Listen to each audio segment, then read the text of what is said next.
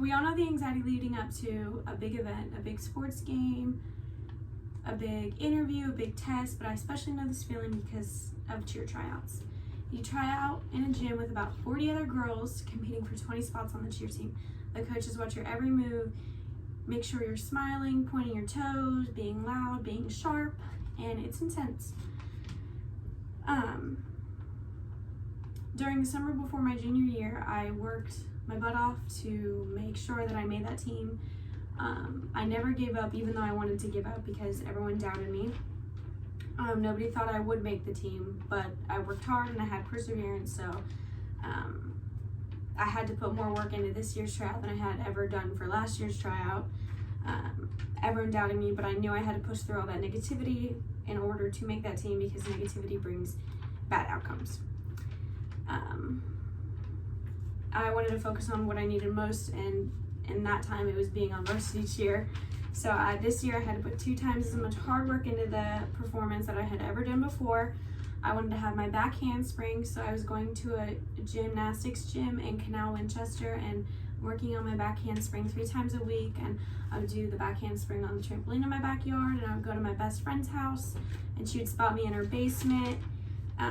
I wanted to show my coaches that I deserved that spot on varsity by showing them that I had improved from my last year's tryout. The biggest part of tryouts is the dance, so we worked mostly on our dance and making sure that we were hitting every move as tightly as possible, smiling, being sharp. The other part of cheer tryouts is the cheer, and the main part of cheering is being loud and being enthusiastic, and I'm a very loud person, so that was never a problem for me. And then my least favorite part of tryouts was always the jumps because it's a lot of work. It's a lot of energy taken out in just one jump, but we would go over and over and over again our varsities and just making sure we were pointing our toes as hard as possible and jumping as high as we could. Even though I was putting all this hard work into my tryout, I still wanted to give up. My parents kept telling me not to get my hopes up because I might not make the team, and I started repeating that in my head and telling myself that I shouldn't even try out because I'm not even going to make it, so why get my hopes up? So I started going back and forth about being a cheerleader and whether I wanted to even try out in the first place.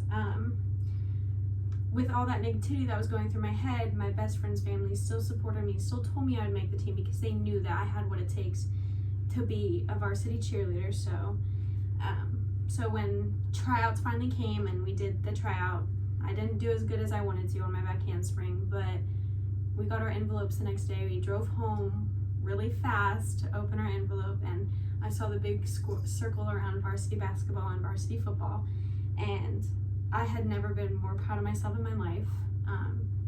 Cheer tryouts are a lot more work than you would think, because you think it's just cheer, but it's really not just cheer to cheerleaders. It's our passion, and even though I had no support and it was a lot of work, I persevered and made the team.